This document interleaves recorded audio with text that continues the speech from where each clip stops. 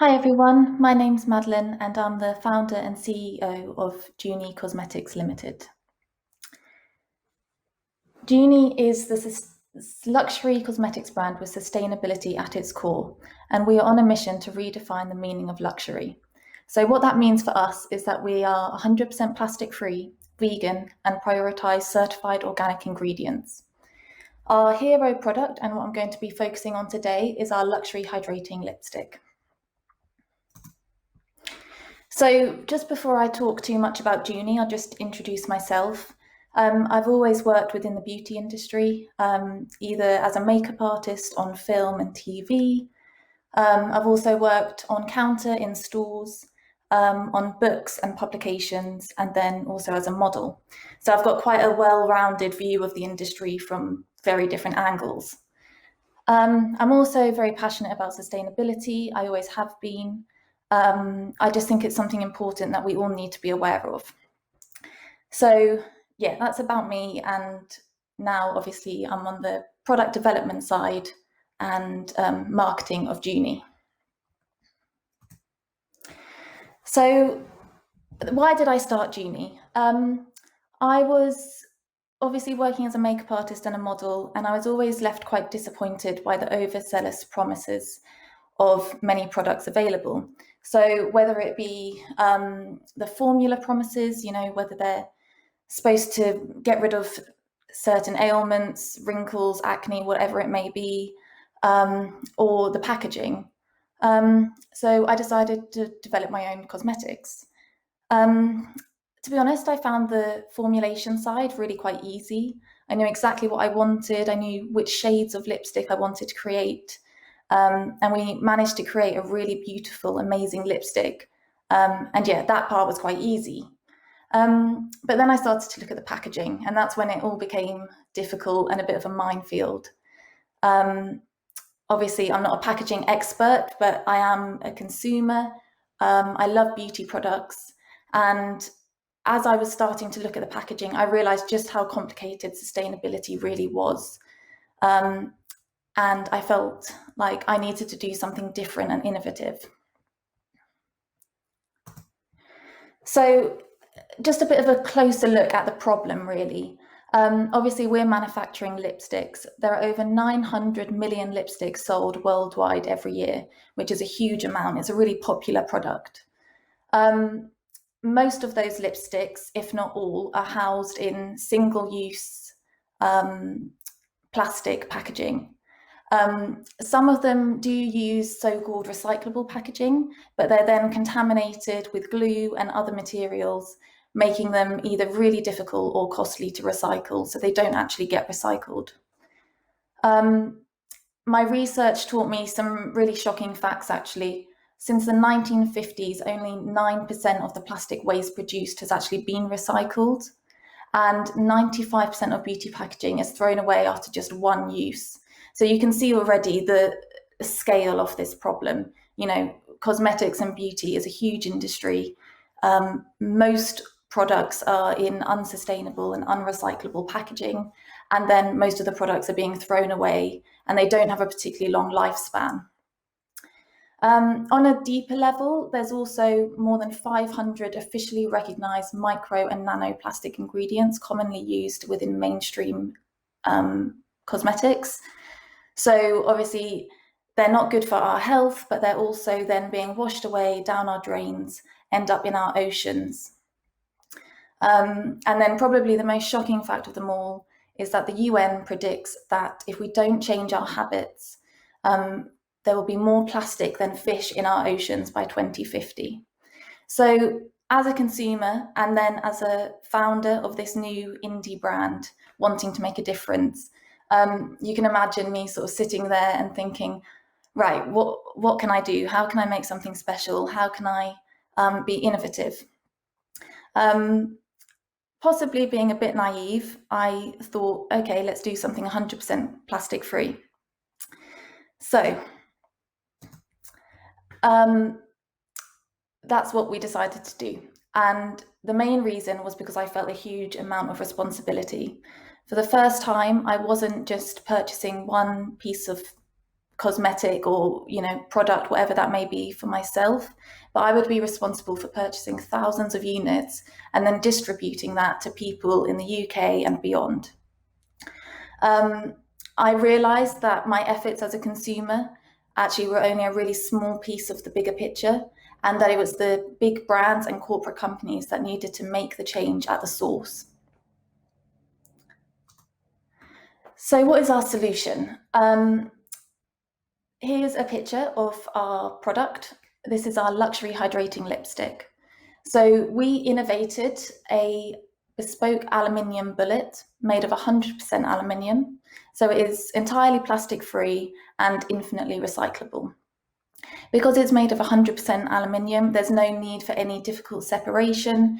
The whole component can just be easily recycled, either at home or returned to us to ensure it's recycled properly. A bit of a closer look at the actual formula. So as I mentioned before, we are vegan and cruelty-free, and we also prioritise organic ingredients. So for me, sustainability is packaging, but also the actual formula. By using organic ingredients, we're enhancing biodiversity within the farming. I feel like we had to look at all areas. We couldn't just focus on one. We've also got some really fantastic high performance ingredients in our formula, such as botanical hyaluronic acid. We pride ourselves on the formula being a makeup skincare hybrid, and the pigments and colours are fantastic. Obviously, my makeup artist background helped out a lot there.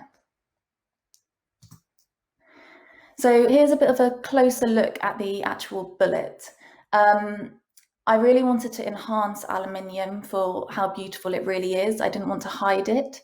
So we chose this octagonal shape, which has become really iconic for us, and it really gets us noticed. And we went for just a sleek bead blast finish. I felt like that enhanced the aluminium in the most beautiful way. For our logo, we went for laser etching. That meant we had minimal labels. And then there's a slightly beveled lid. So the octagonal shape along with the beveled lid makes it really tactile to hold. Quite often when people feel this, it's cold to the touch, it's quite heavy. We've got that lovely octagonal shape and then the beveled lid. So you can imagine holding that in your hand, it feels really special and unique. Obviously, I've mentioned it's 100% plastic free and infinitely recyclable. The element of our design that was most difficult, obviously using aluminium rather than plastic. Aluminium doesn't have stretch like plastic does. So we needed to be quite clever here in the way that we designed our mechanism. This was probably the most scary part because people are used to using lipsticks in a certain way. So introducing a new design felt a bit scary, but actually it's turned out well. People really love the way our product works. So it's a screw lid, and then the internal slide mechanism, instead of being your usual twist up, it's a slide up. The whole design and concept was actually inspired by a solid silver lipstick bullet that I have from the 1930s. And it was just so beautiful and looked so lovely even to this day, that we thought, why not bring back some of those traditional styles and ways of manufacturing and modernize it, and in the process eradicate the need for plastic.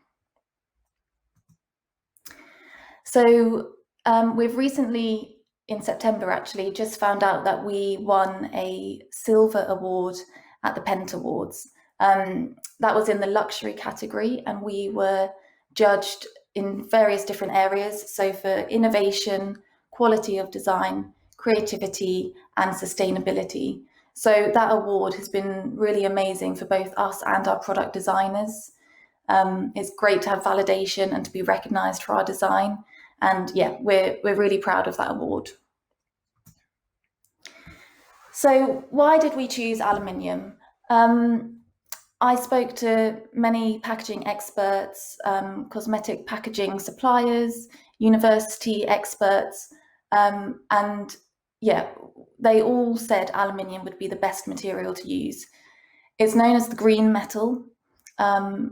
as I've mentioned, is infinitely recyclable, but it's also strong and durable. So, people will keep a lipstick maybe in their makeup bag or their handbag, use it every day.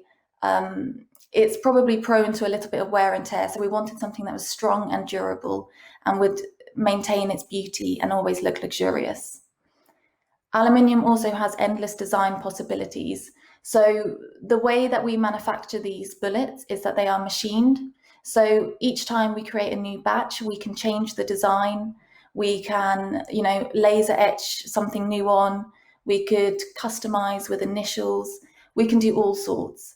So that's really good and gives us a lot of flexibility. And it means that each time that we order a new batch, we can, change things and keep relevant to the current trends. And then finally, aluminium, it just looks great. It's sleek and it's sophisticated. And if you can call a metal sexy, I would say it's a sexy metal. So bearing in mind our ethos as a brand, we needed to carry this on through to our secondary and tertiary packaging. One of the main things we did was create custom sizes to avoid surplus packaging. Obviously, this is more costly, but it just made sense. We couldn't have a huge shoebox size box with one singular lipstick in. So we created these custom sizes so that everything looked really neat and concise, and it also prevented waste. Everything, all of the board and card that we use is FSC and PEFC certified, and it's uncoated. So that's more environmentally friendly, but it also works really well for us because the grey carton in particular almost looks like it's got a bit of a linen texture. So that sort of organic, earthy side comes through, and that works really well for us. We used vegetable-based inks, and the glues are non-toxic, water-based and biodegradable. So everything you see in that picture, from the lipstick bullet to the primary cartons to the mailing box and the thank you card, are all 100% plastic free and 100% recyclable. And we don't use any tape or bubble wrap or anything like that. We use tissue paper and crinkle tissue to pad out the mailing box if we need to. So something that's really important to me is external certifications. I think, going back to me as a consumer, it's really difficult and confusing to understand what is recyclable, what is good for the environment, what is sustainable, what do those things mean? So having external certifications really helps to clarify our message for the consumer. So we are certified as 100% plastic free by a Plastic Planet. You can find their plastic free logo on our packaging. We're also certified by Plastic Soup Foundation. They actually certify us being 100% micro and nano plastic free within our formula. And then also made in Britain. We're really proud to be a British company and we want to shout about it. So having those certifications, not only does it provide transparency and clarity, but they also do a lot of research. So we can go to them as a young company and say, what's new? What research have you found out recently? And we can then use that on our website, on our social media. And, just the support that we get from these certifications is great for us. So I guess something that's kind of been tricky, but I feel like we've got down to a T now, is how do we portray our message to our customer base? Because at the end of the day, we're a luxury cosmetics brand. We're not campaigners as such. We're not a charity. We are a luxury cosmetics brand. So one of the ways that we've done this and we've found really successful is to run social media campaigns. In September, we ran Juni Rivals Plastic, which was supported by Plastic Soup Foundation. We used giveaways and incentives to engage with our customers. So we had things like a discount code running, emails with loads of information, newsletters, and then obviously the giveaways. We were sharing blog posts and loads of engaging content full with facts and figures and actionable advice that our customers can use so that they can easily make more sustainable choices when consuming. So that was a really successful campaign, and was just a great way to get our message across, but still in a way that suited our brand. Since our launch in March 2020, we've had some amazing coverage.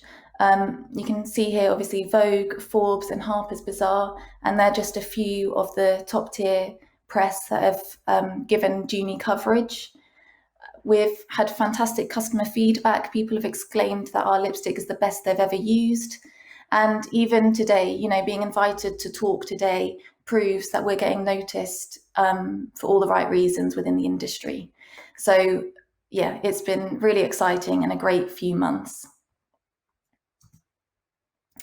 So our future plans. I've got a lot of big plans for Juni, some of which I'm sure will fail.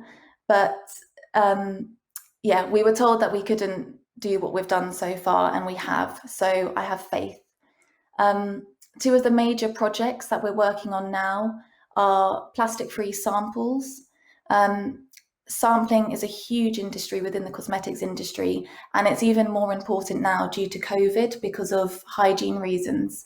So we are, searching that, trying to figure that out, working with some good teams, and trying to get some plastic-free samples ready as soon as possible. We also are working on a refill system. So our current bullet has already been designed to allow for a refill system one day. We just need to develop that a bit further, but that's coming. New products, obviously, they will all adhere to our current ethoses. So they'll all be plastic-free, organic and vegan, which is difficult. We've really set the bar high for ourselves, but we've done it now. So we have to carry on, but that's exciting. And then we really wanted to develop our retail relationships. So we want to get our sustainable products available to as many people as possible. So yeah, as many shops as possible, become accessible and become known. And then lastly, internationalization or world domination, you could say. We want to be known as the lip experts. So we've got a lot of work to do and a long way to go. But it's all been really successful so far. And I credit that down to our sustainability and our innovative packaging. Right, that's it. Thank you very much. And I think I'll be answering some questions now.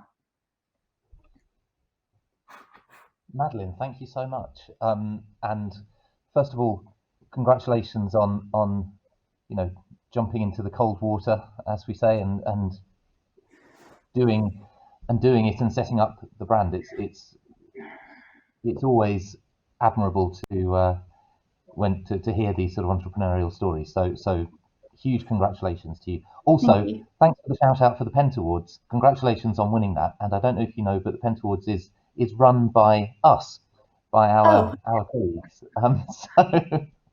That's good. So I'm very pleased that you're pleased to have won that, and congratulations. Thank you. No, it looks amazing. So we have a lot of questions coming in. Some of them are about the packaging. Some of them are about your business journey as a founder.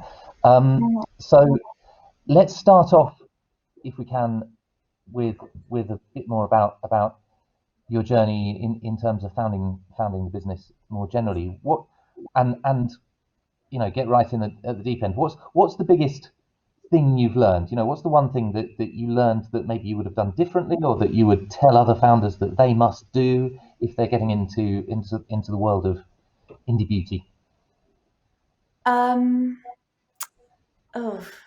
Make sure that you've got a good support system around you. I think starting a business and being so passionate about something, it seems like it's all going to be great, but when it means that much to you, the times you get told no and the obstacles you come across, they really hurt, or they do for me anyway. So yeah, having a good support system, and when you get knocked down, having someone there to be able to say, look, no, carry on, you can do this, is probably the most important thing, because it takes a lot out of you, and it's Yeah. hard. So yeah, a good friend close by. And in terms of the business, is it just you at the moment, or do you have a team? How Yeah, so what is the structure?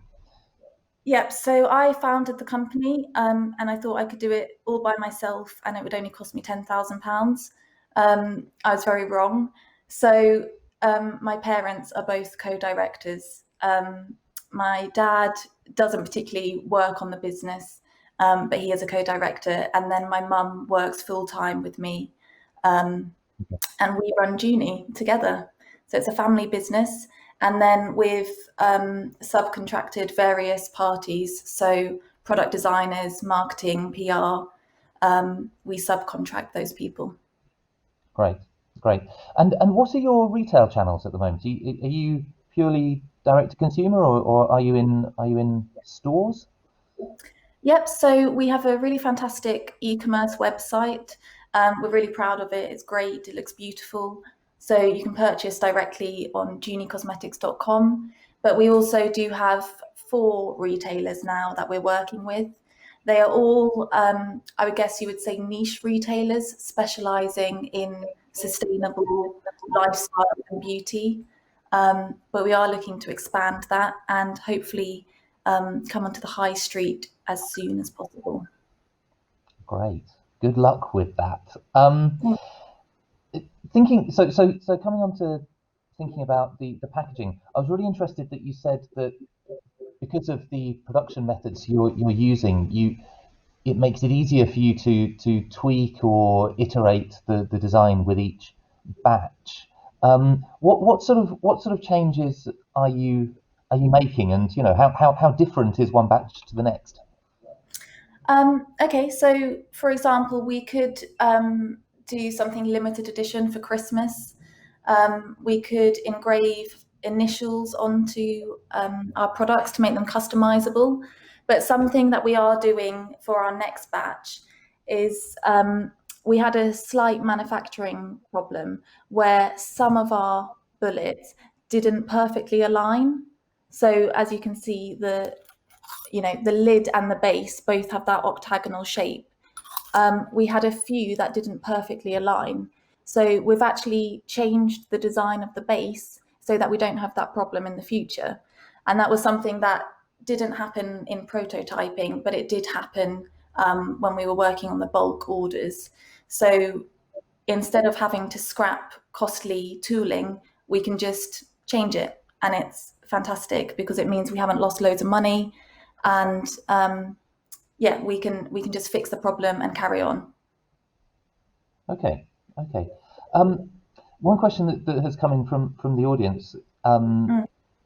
is clearly you've gone for a single material, you've gone for aluminium, which is unusual and innovative. But what were the compromises, or what were the things that you might have done, uh, that you might have that ended up on the cutting room floor, if you like, in terms of the design? What, like things that we weren't able to do because we were using metal rather than Yeah, plastic? exactly, exactly. Yeah. Yeah, so I did touch on this a little bit, but one of the compromises Mm. is having to have the twist. Usually you would have um, little bumps of plastic, and the lid would stretch over and stay secure. Well, we couldn't do that, so we had to have the twist. So it's always a bit funny the first time someone uses our lipstick. They're kind of like trying to pull off the lid, and it's like, no, you have to twist it. But such a small compromise, and it's fine. It actually makes it quite a nice process. It's nice to twist, so that's fine. And then again, the sliding rather than the twist. But again, Right. it's something that you do it once and it's fine. Um, but yeah, they were the biggest compromises, I would say. And then Okay. cost. Cost is another one. Yeah. producing Why? in aluminium, Because it's simply more expensive to it's simply produce more. in. Yeah. Yeah. Okay, and I think one of the I was going to ask you about the gesture of sliding rather than twisting, because it's always difficult. We I feel that we've heard in some of the presentations that we've already heard today that there's an implication that you're doing things because your consumers want you to, and I think what you are showing is that it's possible to change behaviour or to expect a different behaviour in order to achieve a certain end, Mm. if that makes sense. And I don't know how difficult or not that has been. I think if you compare some more eco-friendly products to convenient plastic products, it's the same as comparing convenience fast food with a home-cooked healthy meal. Yes, it's quicker. Yes, it might be cheaper, and yes, it might be tasty for those few short seconds, but it's not doing you any good. You know, what's in that fast food? Do you really want to be doing that every day? So that's how I think of it. It's the same with the convenience of a plastic bag at a supermarket. Okay, it's maybe a bit annoying having to take your own reusable shopping bag, but it's a compromise you make for a better end goal. And I think that's the same, with our product. So, it is more expensive than a lipstick you would get in maybe Superdrug or Boots. But the quality of it, the quality of the ingredients, the sustainability, the performance, everything about it is better. So it's a choice, really. But also, I designed this because it's what I wanted. If I'm completely honest, we didn't do big research projects where we questioned loads of people on what they thought would work. I just did what I wanted, and thankfully it turned out well. Yeah. So And coming back to I mean on that, who are your consumers? Is there a defining age demographic? I suppose geographically it's UK based, but what would you say defines your base of consumers? yeah, so at the moment we're selling in the UK and Europe. Our consumers are aged roughly between sort of 30 and 45 mostly. They do tend to be more affluent, but one thing that all of our consumers have in common is that they have researched our brand.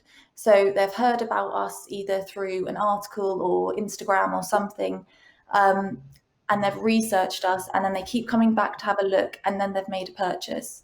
So I think people are buying from us because they're really trying to find alternatives that work and that are good. And when they do, they're kind of, they're loyal customers, and they really believe and trust in us and our products. So we have very engaging customers, which is brilliant. It feels like a real community. Yeah, great. Well, Madeleine, good luck with it. Thank you so much for talking to us today and sharing your story. It's a wonderful story, and I wish you every luck for the future. Lovely. Thank you. Thank you very much.